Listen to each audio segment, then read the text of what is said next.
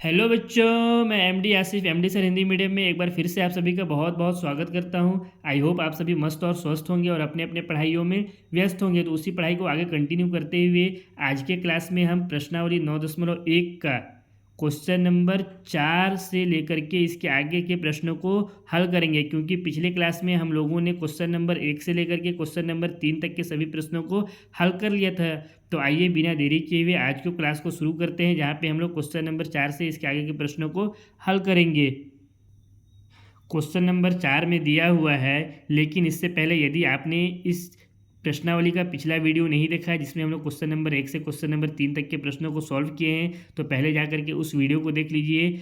या फिर आपने अभी तक इस चैप्टर का परिचय वाला वीडियो भी नहीं देखा है तो पहले जा करके परिचय वाले वीडियो को देखिए। उसके बाद इस प्रश्नावली का पहला वीडियो देखिए जिसमें हम लोग क्वेश्चन नंबर 1 से क्वेश्चन नंबर 3 तक के प्रश्नों को सॉल्व किए हैं। उसके बाद इस वीडियो को देखिएगा ताकि आपको सारे प्रश्नों का हल बिल्कुल अच्छे से समझ में आ जाए। ठीक है, तो आइए क्वेश्चन नंबर 4 कॉल करते हैं। क्वेश्चन नंबर 4 में दिया है, भूमि के एक बिंदु से जो मीनार के एक पाद बिंदु से 30 मीटर की दूरी पर है, मीनार के शिखर का उन्नयन कोण 30 डिग्री है, मीनार की ऊंचाई याद कीजिए। अब इस क्वेश्चन को हमको कैसे सॉल्व करना है मैं आप लोगों को परिचय वाले वीडियो में बता चुका हूं कि प्रश्नावली 9.1 में जितने भी क्वेश्चन हैं उन सब क्वेश्चन को सॉल्व करने के लिए पहले हमें दिए हुए क्वेश्चन को एक समकोण त्रिभुज के रूप में कन्वर्ट करना होगा। तो यहाँ पे भी हम लोग क्या करेंगे, जो दिया हुआ क्वेश्चन है उसको सबसे पहले एक समकोण त्रिभुज में कन्वर्ट करेंगे। कैसे करेंगे आइए समझते हैं। हमको दिया है क्वेश्चन में, भूमि के एक बिंदु से जो मीनार के पाद बिंदु से 30 मीटर की दूरी पर है। मतलब हमको ये समझ में आ रहा है कि इस क्वेश्चन में हमको एक मीनार बनाना है। तो मान लेते हैं ये हमारा एक मीनार है जिसको नाम दे देते हैं ए और बी। उसको नाम क्या दे दिए हम लोग, ए और बी दे दिए। और ये मीनार हवा में तो उड़ेगा नहीं, इसके नीचे एक ज़मीन होगा, तो यहाँ से एक हम लोग बना देते हैं इसके नीचे ज़मीन।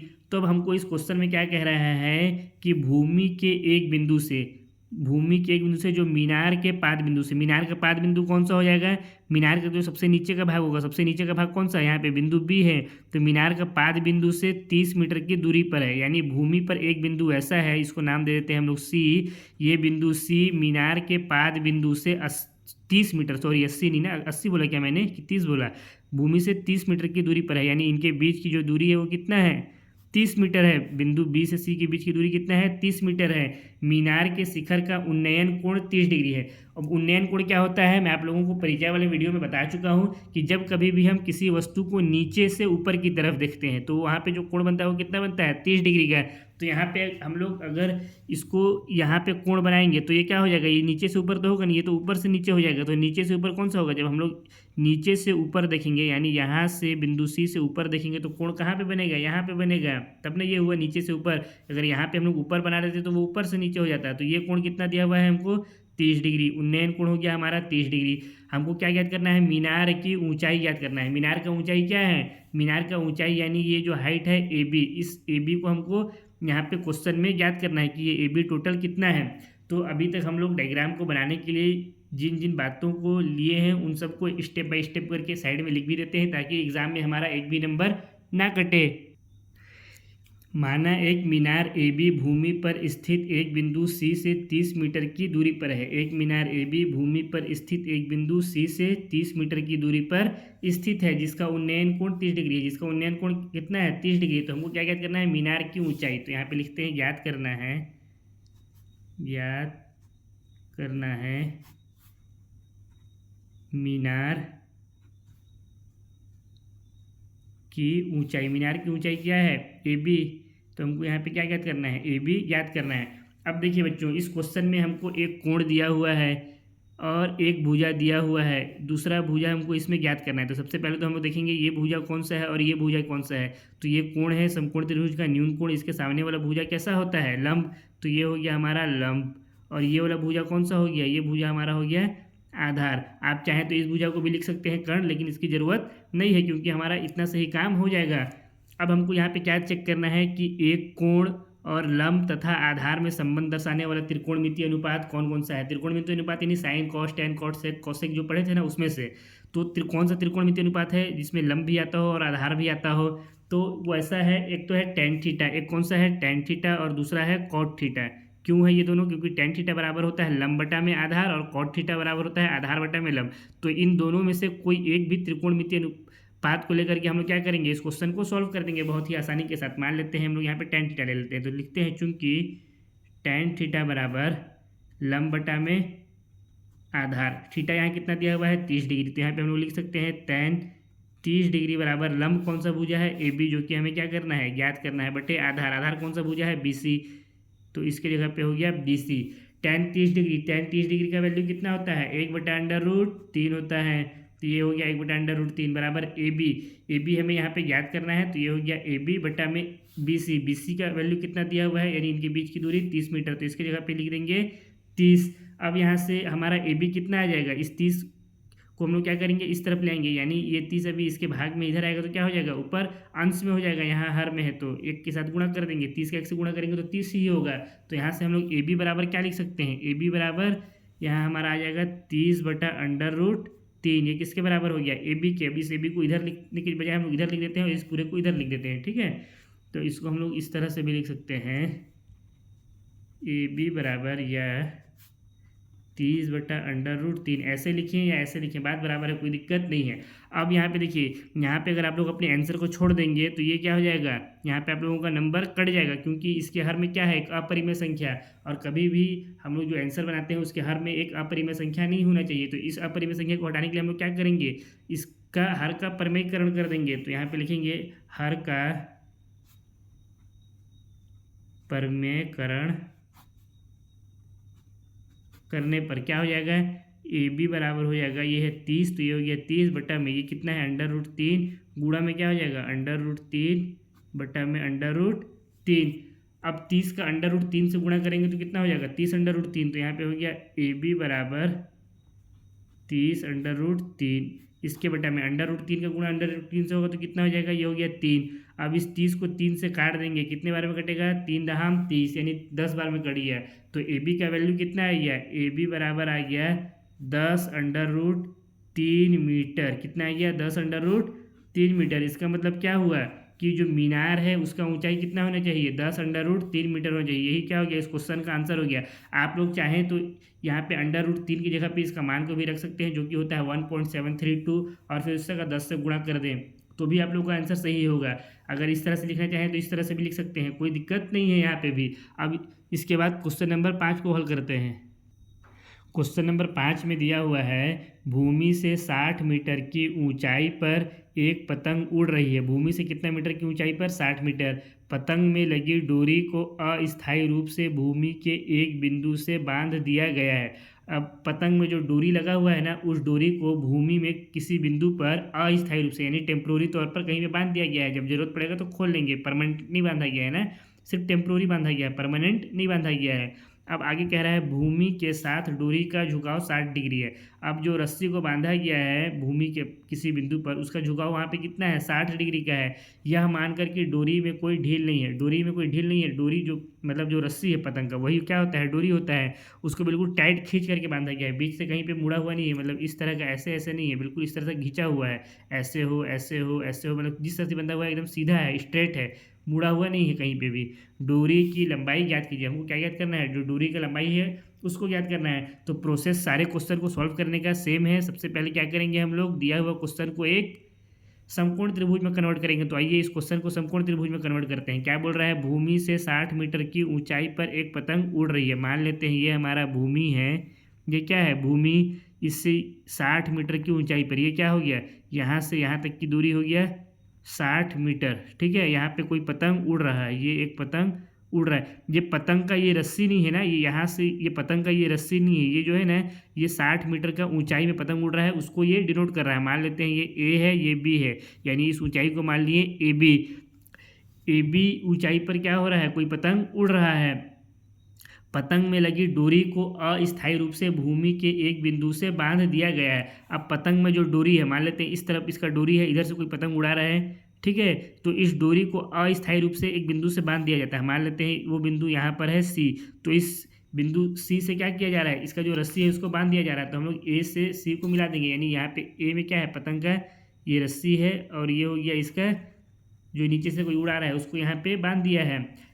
अब हम लोग ए से सी भी मिला दिए। अब इसके आगे क्या कह रहा है, भूमि के साथ डोरी का झुकाव 60 डिग्री है। ये जो भूमि है इसके साथ इस डोरी का झुकाव, ये जो रस्सी है पतंग का, ये जरूरी नहीं है ऐसे सीधा उड़ रहा हो सकता है ये इस तरह से तिरछा भी उड़ रहा हो, ठीक है। अब एकदम सीधा तो पतंग उड़ता नहीं है, ऐसे भी हो सकता है। बस आप लोगों को मैं समझाने के लिए किया हूँ, ठीक है। 60 डिग्री का है तो यहाँ पे हम लोग बना देंगे कोण 60 डिग्री। भूमि के साथ डोरी का झुकाव कितना है 60 डिग्री। यह मान करके डोरी में कोई ढील नहीं है। अब यहाँ पे रस्सी में कोई ढील तो है नहीं, रस्सी तो बिल्कुल स्ट्रेट है, इस तरह से मुड़ा हुआ तो कहीं पे है नहीं। डोरी की लंबाई याद कीजिए, तो हमको यहाँ पे क्या करना है, इस डोरी का लंबाई यानी इस एसी को हमें यहाँ पे याद करना है। अब एसी को कैसे याद करें, उससे पहले तो हम लोग जो यहाँ पे ड्राइंग बनाए हैं किस तरह से बनाए हैं, क्या क्या बातों को लिए हैं, उस सबको यहाँ पे हम लोग एक एक करके लिख देते हैं ताकि एग्जाम में हमको पूरा पूरा नंबर मिल जाए, एक नंबर भी हमारा ना कटे। सबसे पहले तो हमको दिया हुआ है एक पतंग भूमि से 60 मीटर की ऊंचाई पर उड़ रहा है। ये जो 60 मीटर की ऊंचाई है इसको हम लोग मान लिए ऊंचाई को ए बी, जो कि क्या है 60 मीटर के बराबर। इसके बाद हमको दिया हुआ था पतंग में लगी डोरी को भूमि के एक बिंदु, जिस बिंदु को हम लोग क्या माने हैं, बिंदु सी मान लिए हैं। यहाँ पे अच्छे से बना देता हूँ, ये क्या हो गया, बिंदु सी हो गया ये, पर अस्थायी रूप से बांध दिया गया है। तीसरा पॉइंट हमको क्या दिया था क्वेश्चन में, भूमि के साथ डोरी का झुकाव 60 डिग्री, यानी भूमि के साथ डोरी का झुकाव कितना है 60 डिग्री है। आप लोग चाहें तो इतना लिखने से अच्छा एक काम और भी कर सकते हैं। वो क्या कर सकते हैं मैं बताऊँ आप लोगों को, बहुत ही आप लोगों को सुन करके मज़ा आ जाएगा। वो आप लोग ये कर सकते हैं, इस आकृति को बनाने के बाद इसके नीचे आप लोग लिख सकते हैं प्रश्नानुसार आकृति, यानी आप लोग क्या किए, इस आकृति को प्रश्न के अनुसार बनाए हैं। इतना भी अगर लिख देंगे तो भी आप लोगों का नंबर मेरे हिसाब से तो नहीं कटना चाहिए। अब कोई खड़ूस ही टीचर होगा तो अलग बात है। अब हमको इस क्वेश्चन में क्या याद करना है, डोरी की लंबाई याद करना है। डोरी की लंबाई क्या हो जाएगा, यहाँ एसी हो जाएगा, तो हमको यहाँ पे याद करना है, उसको भी लिख देते हैं, याद करना है। क्या याद करना है, डोरी की लंबाई जो कि क्या है एसी है, एसी बराबर हमको याद करना है। अब कैसे याद करेंगे, याद करने से पहले हमको यहाँ पे क्या दिया हुआ है, एक समकोण त्रिभुज यहाँ पे बन गया जिसमें ये हमारा न्यून कोण है 60 डिग्री। इस कोण के सामने वाला भुजा क्या होता है, यानी जो ए बी होगा ये हो जाएगा लंब, इसके साथ वाला भुजा हो जाएगा आधार, और लंब के सामने वाला भुजा हो जाता है कर्ण। यानी हमको यहाँ पे क्या याद करना है, कर्ण याद करना है। और हमको एक भुजा दिया हुआ है लंब 60 डिग्री का, मतलब सॉरी 60 मीटर, और एक कोण दिया हुआ है। तो अब सबसे पहले तो हमको ये अपने दिमाग लगाना है कि एक कोण और एक भुजा लंब और दूसरा भुजा कर्ण, इन तीनों में संबंध दर्शाने वाला त्रिकोणमितीय अनुपात कौन सा है। तो लंब और कर्ण में संबंध कौन दर्शाता है, लंब बटा कर्ण किसका है, साइन थीटा का है। तो हम लोग यहाँ पे क्या ले सकते हैं, साइन थीटा या फिर कोसेक थीटा भी ले सकते हैं, क्योंकि कोसेक बराबर होता है कर्ण बटा लंब के। आप लोगों को जो लेना है वो ले सकते हैं, मैं यहाँ पे साइन थीटा ले रहा हूँ, ठीक है। तो अब हम लोग यहाँ पे लिख सकते हैं, चूंकि साइन थीटा बराबर लंब बटा में कर्ण। अब इसके बाद क्या हो जाएगा, साइन थीटा, थीटा का वैल्यू कितना दिया हुआ है यहाँ 60 डिग्री, तो यहाँ पे हम लोग लिख सकते हैं साइन 60 डिग्री बराबर लंब, लंब कितना कौन सा भुजा है ए बी, तो यहाँ पे हो गया ए बी बटा कर्ण, कर्ण कौन सा भुजा है ए सी, तो ये हो गया ए सी। साइन 60 डिग्री का वैल्यू कितना होता है, फटाफट कमेंट करके बताइए, साइन 60 डिग्री का वैल्यू कितना होता है, साइन 60 डिग्री का वैल्यू होता है √3/2। ए बी हमको कितना दिया हुआ है 60 मीटर, तो ये हो गया 60 बटा में हमको ए सी याद करना है, तो ये हम लोग लिख दिए ए सी। अब क्या हो जाएगा, ये ए सी हर में है, इधर जाएगा अंश में हो जाएगा, इस √3 को इधर लाएंगे तो ये अंश में इधर हर में हो जाएगा, ये 2 इधर हर में इधर जाएगा तो अंश में हो जाएगा। तो हम लोग यहाँ से क्या लिख सकते हैं, ए सी बराबर 60 गुणा 2 बटा में √3 लिख देंगे। ए सी का वैल्यू यहाँ से कितना आ गया, 60 का 2 से गुणा होगा तो 120 बटा में √3। अब चूंकि यहाँ पे जो हमारा आंसर आ रहा है उसमें क्या हो रहा है, हर में √3 है, यानी इसके हर में एक अपरिमेय संख्या है। अपरिमेय संख्या को हम लोग यहाँ पे रख नहीं सकते हैं, इसके लिए हम लोग को क्या करना पड़ेगा, इस हर का परिमेयकरण करना पड़ेगा। तो इसके बाद हम लोग करते हैं हर का परिमेयकरण, इसको ऊपर कर देते हैं, पहले यहाँ पे लिखते हैं हर का परिमेयकरण करने पर क्या हो जाएगा, ए सी बराबर हो जाएगा, यहाँ है 120 बटा में √3 गुणा हो जाएगा √3 बटा में √3 से क्या आ जाएगा, यहाँ पे 120 का √3 से गुणा होगा तो ये हो गया 120 √3, √3 का √3 से गुणा होगा तो कितना हो जाएगा 3, यानी ए सी बराबर कितना हो गया 120 √3 बटा में 3। इस 3 से इस 120 को काट सकते हैं, कितने बार में कटेगा, 3 चौको 12 और ये हो गया 0, यानी 40 बार में कटा है। तो हमारा AC का वैल्यू कितना आ गया, AC बराबर आ गया 40/√3, यानी जो पतंग का डोरी है उसका लंबाई कितना हो गया, 40/√3 मीटर। यही क्या हो गया क्वेश्चन नंबर 5 का आंसर। अब क्वेश्चन नंबर 6 को सॉल्व करते हैं। क्वेश्चन नंबर 6 में दिया हुआ है 1.5 मीटर लंबा एक लड़का, यानी 1.5 मीटर लंबा एक लड़का 30 मीटर ऊंचे एक भवन से कुछ दूरी पर खड़ा है। एक लड़का है 1.5 मीटर लंबा जो कि 30 मीटर ऊंचा एक भवन से कुछ दूरी पर खड़ा है। जब वह ऊंचे भवन की ओर जाता है तब उसकी आंख से भवन के शिखर का उन्नयन कोण 30 डिग्री से 60 डिग्री हो जाता है। बताइए कि वह भवन की ओर कितनी दूरी चलकर गया। अब हम क्या करेंगे इस क्वेश्चन को सॉल्व करने के लिए, सबसे पहले इस क्वेश्चन को एक समकोण त्रिभुज में कन्वर्ट करेंगे। तो आइए इसको एक समकोण त्रिभुज में कन्वर्ट करते हैं। हमको क्या बोला है, 1.5 मीटर लंबा एक लड़का 30 मीटर ऊंचे एक भवन से कुछ दूरी पर खड़ा है। मान लेते हैं यहाँ पे एक 30 मीटर ऊंचा एक भवन है, ये हमारा जो यहाँ से यहाँ तक है, ये एक हो गया AB, एक भवन हो गया A और ये हो गया B। इसका कुल लंबाई कितना दिया हुआ है, 30 मीटर, यानी इसका यहाँ से यहाँ तक की जो कुल दूरी है वो कितना दिया हुआ है, हमको 30 मीटर दिया हुआ है। ठीक है, कोई दिक्कत नहीं है अभी तक। और ये भवन हवा में तो खड़ा नहीं रहेगा, ये रहेगा एक ज़मीन में, तो इसके लिए एक ज़मीन भी नीचे बना लेते हैं। ये हो गया यहाँ पे एक ज़मीन। ठीक है, अब हमको इसमें कह रहा है कि 1.5 मीटर का एक लंबा 30 मीटर ऊंचे भवन से कुछ दूरी पर खड़ा है। मान लेते हैं यहाँ पर एक 1.5 मीटर का लंबा है, 1.5 मीटर का एक लड़का है। ये हो गया 1.5 मीटर का एक लड़का जो कि क्या है यहाँ पर खड़ा है इस भवन से कुछ दूरी पर। अब कितना दूरी है ये हमको ज्ञात अभी नहीं है। अब इसके आगे कह रहा है जब वह ऊंचे भवन की ओर चलकर जाता है। अब ये क्या करता है, लड़का यहाँ से इस तरफ चलकर जाता है, कितना चलकर जाता है हमको मालूम नहीं है। मान लेते हैं प्रारंभ में वो बिंदु C में था, अब वो क्या किया, इस बिंदु C से चल कर के बिंदु D तक कहीं पे पहुँच गया। मान लेते हैं वो इस बिंदु तक आ गया, कहाँ पे आ गया, इस बिंदु तक चल कर के आ गया। ठीक है, तो अब हमसे कह रहा है ये इसकी लंबाई कितनी है।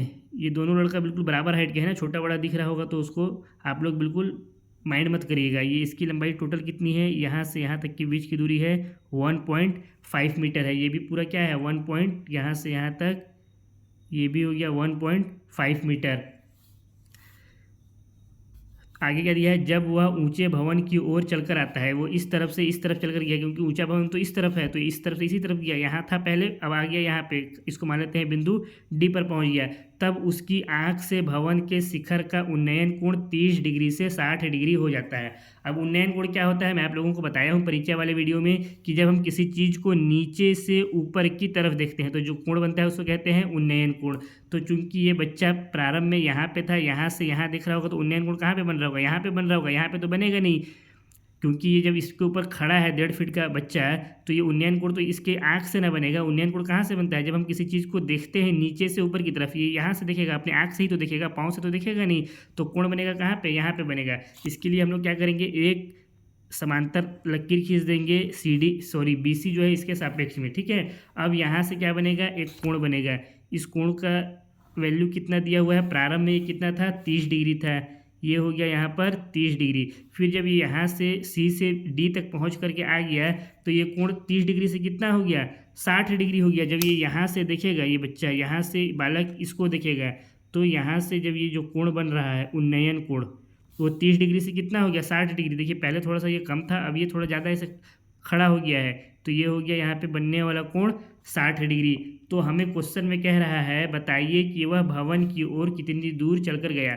अब हमको ये बताना है कि ये जो लड़का है ये इस भवन में यहाँ से यहाँ तक कितनी दूर चल कर के गया है, इसके बीच की दूरी हमको ज्ञात करना है, यानी ये जो CD है ये हमें ज्ञात करना है। कैसे ज्ञात करेंगे, बहुत ही आसान है। अगर आप लोग इतना समझ गए तो समझ जाइए आप लोग क्वेश्चन का 75% यहीं पे सॉल्व कर लिए। अब इसको कैसे ज्ञात करेंगे, बहुत ही आसानी से हम लोग ज्ञात कर लेंगे। ये एक हमारा क्या हो गया, यहाँ से यहाँ अगर हम लोग ध्यान दें तो एक ये समकोण त्रिभुज बन गया है, ये हो गया A, ये B है, यहाँ C है, ये D है, इसको नाम दे देते हैं E, इसको क्या नाम दे देते हैं E। यहाँ पे जो बिंदु है इसको नाम दे देते हैं F, और यहाँ पे जो बिंदु है ये, इस बिंदु को नाम दे देते हैं G, इसको क्या नाम दे देते हैं G नाम दे देते हैं। ठीक है, अब इसको इस तरह से समझिए आप लोग, हमको क्या ज्ञात करना है, सी डी ज्ञात करना है। सी डी का समांतर रेखा कौन सा है, ये जी एफ है। तो अगर हम लोग जी एफ ज्ञात कर लें यहाँ से यहाँ तक की दूरी, तो हमको ये भी मिल जाएगा। क्यों हम लोग जी एफ ज्ञात कर रहे हैं, क्योंकि हम लोग इस क्वेश्चन को कैसे ज्ञात करेंगे, एक समकोण त्रिभुज की सहायता से ही ज्ञात करेंगे। समकोण त्रिभुज तो हमारा यहाँ बन रहा है, नीचे तो बन रहा नहीं है। अगर यहाँ पे समकोण त्रिभुज बनता है तो हम लोग उसको और आसानी के साथ ज्ञात कर लेते हैं। तो हम लोग क्या करेंगे, पहले जी एफ ज्ञात करेंगे। जो जी एफ हमारा आएगा वही क्या हो जाएगा, सी डी के बराबर हो जाएगा। अब हम लोग सवाल रहा जी एफ कैसे ज्ञात करेंगे। जी एफ हम लोग कैसे ज्ञात करेंगे, ये बहुत बड़ा क्वेश्चन है। क्योंकि अगर हम लोग यहाँ पे त्रिभुज, इस त्रिभुज को देखें ए एफ जी, इस वाले त्रिभुज को, तो ये तो एक समकोण त्रिभुज नहीं बन रहा है। यहाँ पे तो 90 डिग्री का कोण नहीं बन रहा है, जबकि हमारा सारा क्वेश्चन किस में सॉल्व होगा, एक 90 डिग्री के कोण में सॉल्व होगा, समकोण त्रिभुज में। शुरू से आप लोगों को मैं बताता हुआ आ रहा हूँ परिचय वाले वीडियो से ही। तो अब यहाँ पे हम लोग क्या करेंगे, ये जो त्रिभुज है ए ई जी, इस वाले त्रिभुज को देखिए। पहले हम लोग क्या करेंगे, इस त्रिभुज को सॉल्व करेंगे। कैसे सॉल्व करेंगे, हमको ये पूरा कितना दिया हुआ है, ए से लेकर के बी तक 30 मीटर। तो अगर हम लोग ए से ई ज्ञात करें यहाँ से यहाँ, तो ये कितना हो जाएगा, ए से ई पूरा था 30 मीटर। तो और यहाँ से यहाँ जो ई से बी है ये कितना है, ये जो लड़का है इसका दूरी यहाँ से यहाँ ये कितना है, 1.5 मीटर है। ये हो गया 1.5 मीटर। तो 30 में से हम लोग क्या करेंगे, 1.5 को घटा देंगे। ये हो गया 30 माइनस में 1.5, कितना आ जाएगा, 30 में से 1 घटाएंगे 29, आधा और घटा देंगे तो ये हो जाएगा 28.5 मीटर। यानी ए से ई की जो बीच की दूरी है वो कितना है, 28.5 मीटर। अब हम क्या करेंगे, समकोण त्रिभुज ए ई जी में, इसमें हम लोग क्या करेंगे, सबसे पहले तो इस ई जी का वैल्यू निकालेंगे। यहाँ से हम लोग को ई जी तो आसानी के साथ मिल जाएगा, क्योंकि हमको क्या दिया हुआ है, ए ई दिया हुआ है। जैसे पिछले क्वेश्चन में हमको एक भुजा दिया रहता था, एक कोण दिया रहता था। यहाँ पे एक कोण कौन सा हो जाएगा, ए ई जी में एफ तो होगा नहीं कोण, मतलब ये 60 डिग्री का कोण नहीं होगा, ये 30 डिग्री का कोण होगा। इसके सहायता से हम क्या याद कर लेंगे, जी एफ याद कर लेंगे। उसके बाद ये जो हमारा त्रिभुज है ए ई एफ, इस वाले त्रिभुज, इस त्रिभुज से हम लोग क्या ज्ञात कर लेंगे, एफ जी ज्ञात कर लेंगे। यहाँ से यहाँ तक की दूरी, यहाँ से यहाँ तक की दूरी पहले पूरा ज्ञात करेंगे, फिर इतना ज्ञात करेंगे, फिर इस पूरे में से इतने को घटा देंगे तो हम लोग क्या मिल जाएगा, इतना मिल जाएगा। और ये किसके समांतर है, ये समांतर है सी डी के। तो जी एफ और सी डी दोनों बराबर हो जाएंगे। हमको यही सी डी ही तो क्या करना है, ज्ञात करना है। आइए इस क्वेश्चन को सॉल्व करते हैं। सबसे पहले तो इस डायग्राम के नीचे आप लोग लिख दीजिए आकृति या प्रश्नानुसार आकृति, प्रश्नानुसार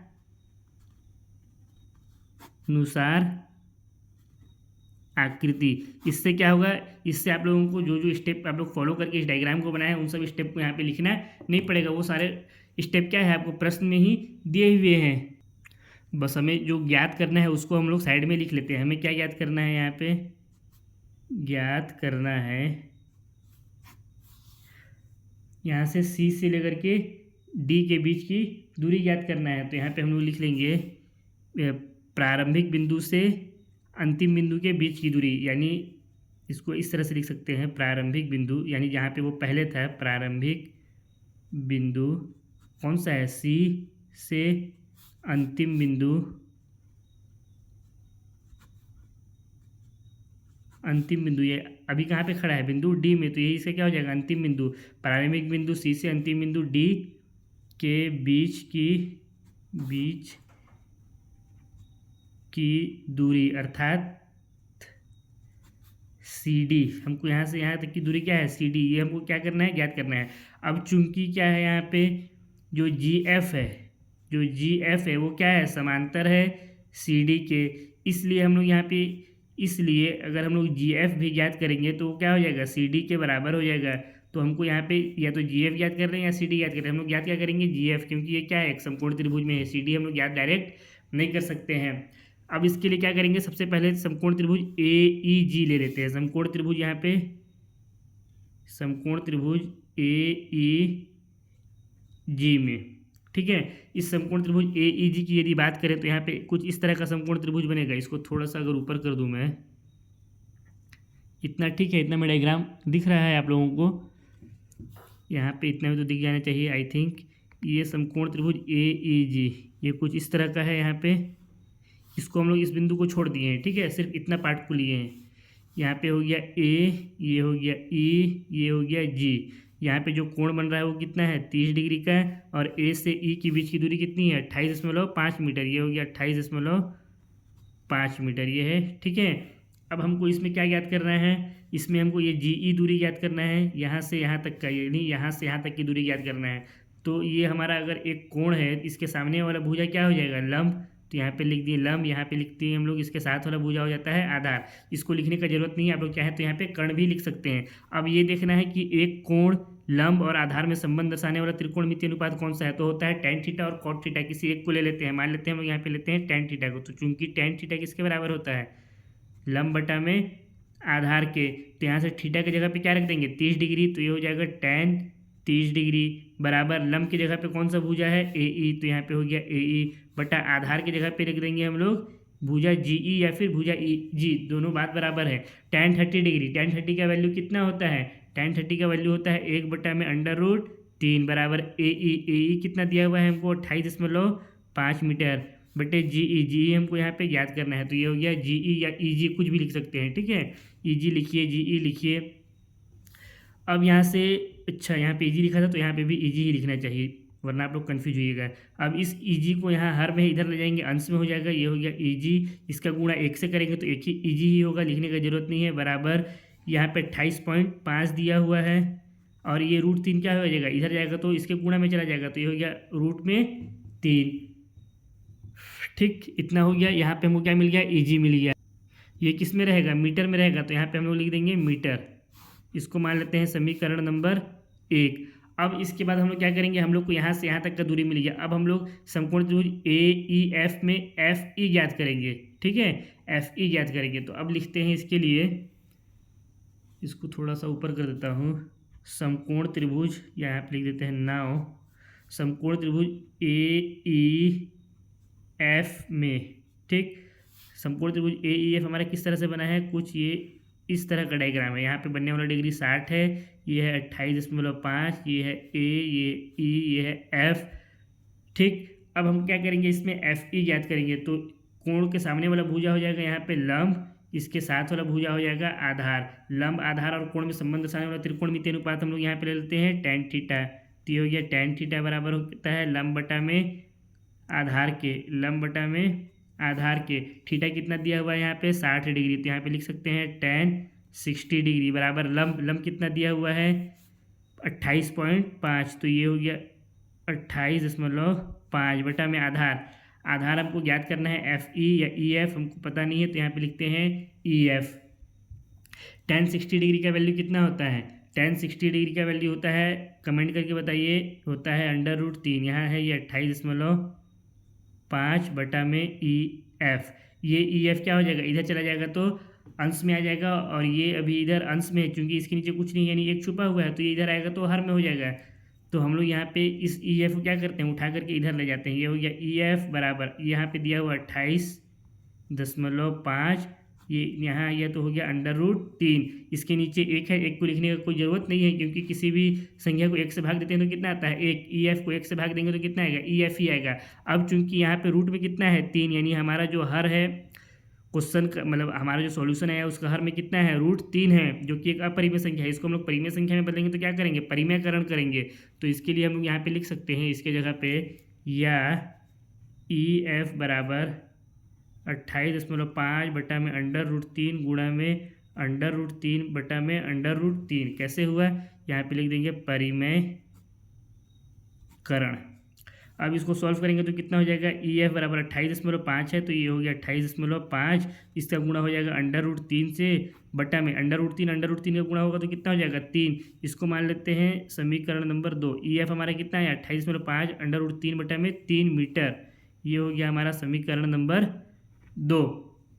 EF आ गया है और ऊपर में हम लोग यहाँ पे EG भी ज्ञात कर लिए थे। अब क्या करेंगे, इस EG में से EF को जो हमारा अभी आया है इसको घटा देंगे तो हमको क्या मिल जाएगा, हमको मिल जाएगा FG, जो कि हमें क्या करना है, याद करना है, या GF। तो उसके लिए इस तरफ लाइन खींच लेते हैं पहले, तो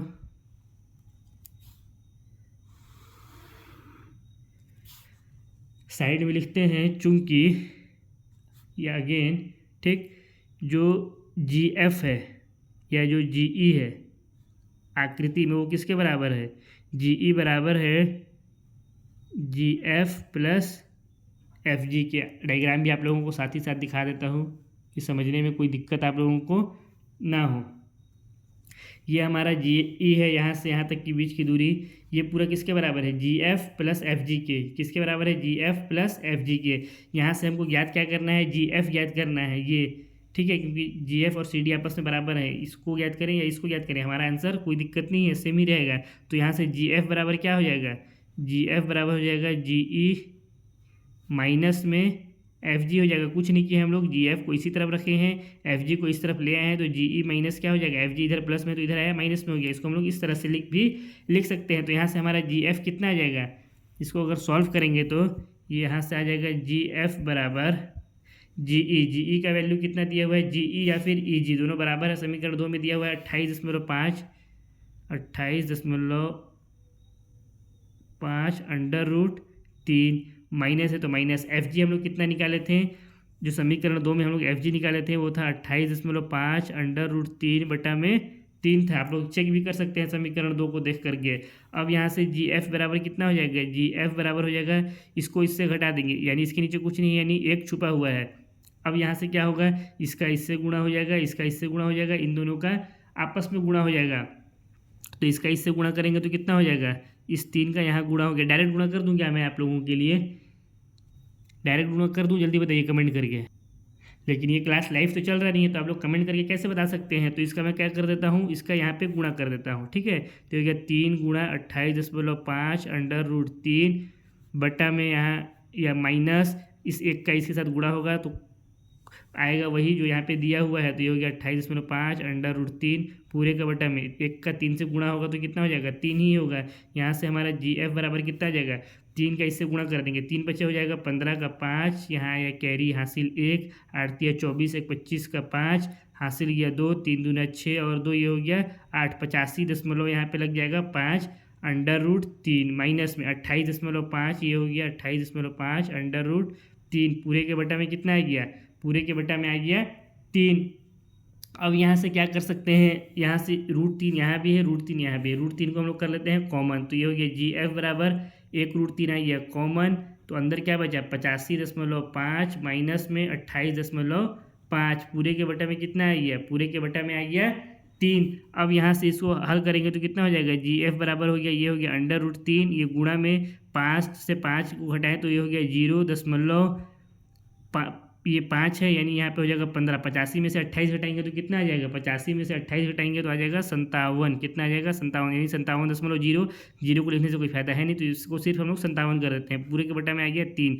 इस 3 से 57 को काट सकते हैं क्या, 7 3 10 दोबारा, हाँ काट देंगे। कितने बार में कटेगा, 3 × 3 ये हो गया, और यहाँ 2 बचा, 3 9 27, 19 बार में कट जाएगा। यानी जो हमारा जी एफ आया वो किसके बराबर आया, जी एफ बराबर आ गया 19 √3 मीटर के बराबर। ये हो गया 19 √3 मीटर के बराबर, ठीक। अब चूंकि हमारा जी एफ किसके बराबर था, चूंकि हमारा जी एफ है वो यहाँ पे हम लोग देख सकते हैं, इसको अगर मैं ऊपर कर दूँ तो जो हमारा जी एफ है वो किसके बराबर है, सी डी के बराबर है। जो कि हमको यहाँ पे क्या करना था, ज्ञात करना था। हम लोग जी एफ की जगह पे क्या लिख सकते हैं, सी डी भी लिख सकते हैं। तो हम लोग इसको नीचे कर देंगे, नीचे हो जा, या इसकी जगह पे लिख सकते हैं चूँकि जी एफ बराबर सी डी, इसलिए सी डी बराबर 19 √3 मीटर। यही हो गया क्वेश्चन नंबर 6 का आंसर। इसी के साथ क्वेश्चन नंबर 6 समाप्त होता है। आई थिंक आज के क्लास के लिए इतना काफ़ी है, क्योंकि टाइम भी अब हो चला है। तो अगर आप लोगों को वीडियो पसंद आया है तो वीडियो को लाइक करें, कमेंट करें, चैनल में नए हैं तो चैनल को सब्सक्राइब करें, क्योंकि मुझे भी मोटिवेशन मिलता रहे और मैं आप लोगों के लिए इसी तरह की वीडियो बना करके लाता रहूं। साथ ही इस वीडियो को अपने दोस्तों के साथ भी शेयर करना ना भूलें। अब बहुत जल्द हम लोग नेक्स्ट क्लास में मिलेंगे, जहाँ पे बचे हुए प्रश्नों को हल करेंगे। प्रश्नावली 9.1 के जो बचे हुए क्वेश्चन है, टोटल 15 क्वेश्चन है। अभी हम लोग कितने क्वेश्चन को सॉल्व किए, क्वेश्चन नंबर 6 को। तो क्वेश्चन नंबर 7 से जो आगे क्वेश्चन बचा हुआ है उसको नेक्स्ट क्लास में सॉल्व करेंगे। तब तक के लिए आप सभी मस्त रहिए, स्वस्थ रहिए और अपने अपने पढ़ाइयों में व्यस्त रहिए। अब बहुत जल्द मिलते हैं नेक्स्ट क्लास में। Thanks for watching.